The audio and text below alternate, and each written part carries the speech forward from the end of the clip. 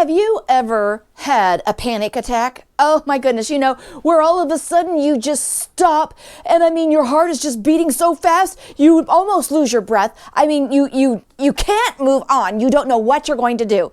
Oh, I'll tell you what, I have actually experienced that several times in my life. Let me tell you, one time, we as a family had gone to see these caves, and it was really cool. And they were down in the ground, and it sounded like a lot of fun. So we got the tickets, and we're going up to the place where you get to go down into the ground and go through all these caves. And as we're waiting there to be able to go into this thing, it's a big door, and you have to go down like that. Well, I'm standing up there, and all of a sudden, I feel my breath getting a little bit shorter, and my heart starts beating really fast, and my hands are sweating, and my head's almost spinning, and I'm looking around, and I don't want to say anything to my husband. Because the whole family's there, and this is supposed to be something really exciting, and he just shelled out an awful lot of money for it too, okay? So I'm sitting there, and I'm thinking, oh, I can't go. What am I going to do? I can't just tell him, honey, I can't do this. But that's how I'm feeling. I'm like, my feet are not going to move any further. So what do you think I did?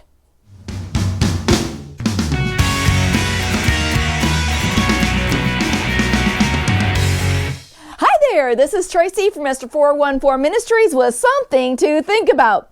Today we're going to be in Matthew's writings, chapter 14, and we're going to look at verses 29 and 30.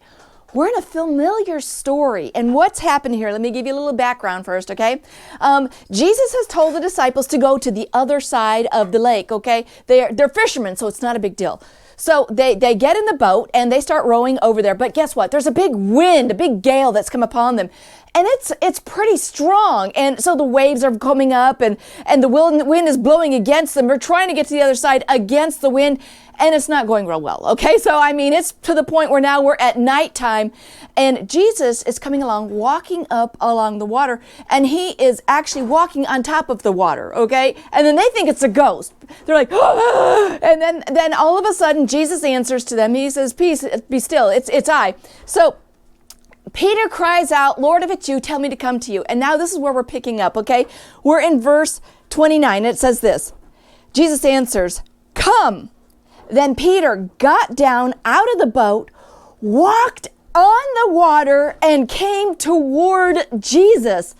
But when he saw the wind, he was afraid, and beginning to sink, he cried out, Lord, save me! Okay, what's happening here? The wind was still there when Peter first got out of the boat, okay?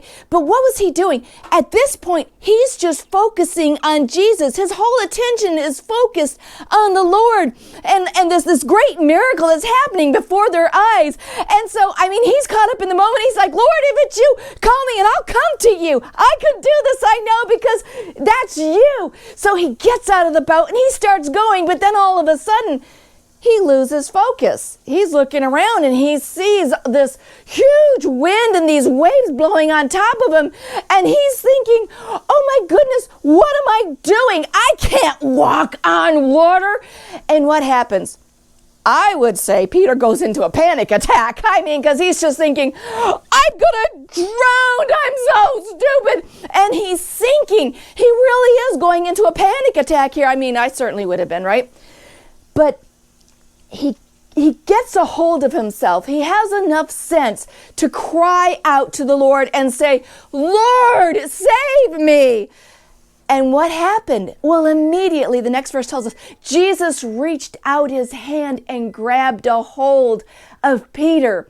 And see, this is where we need to take a word from Peter. We need to follow his example. When we get into these moments, when panic just overwhelms us, we need to grab a hold of our sense and say, Lord, save me.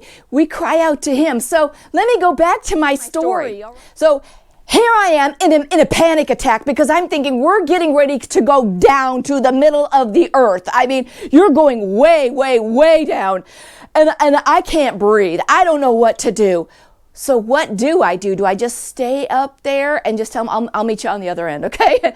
No, I did what Peter did. I cried out to the Lord and I said, Lord, I can't do this. I am not going to be able to do this without you. I need you.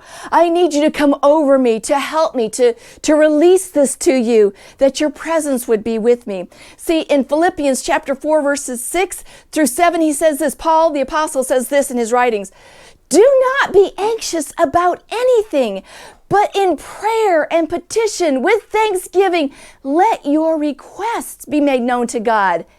And then the peace of God, which transcends all understanding, will guard your heart and mind in Christ Jesus. And that's exactly what happened. All of a sudden, the peace of the Lord overwhelmed me. It came upon me. And all of a sudden, I could start breathing again. And my heart started calming down. Now, as I'm walking down those steps, it's not that I just had no panic whatsoever, but I was constantly praying, and I was constantly asking the Lord, please help me, Lord. You've told me that I do not have a spirit of fear, but a spirit of strength and courage and of a sound mind. And as I keep saying these prayers over and over ago, every step I took going down into this deep, dark cavern, I could feel the presence of the Lord with me. He helped me to overcome this overwhelming panic in my life. And what he did for one man, what one woman, he can do for you as well. He can help you as long as you look to him, you cry out to him, and he'll give you that peace that you absolutely need.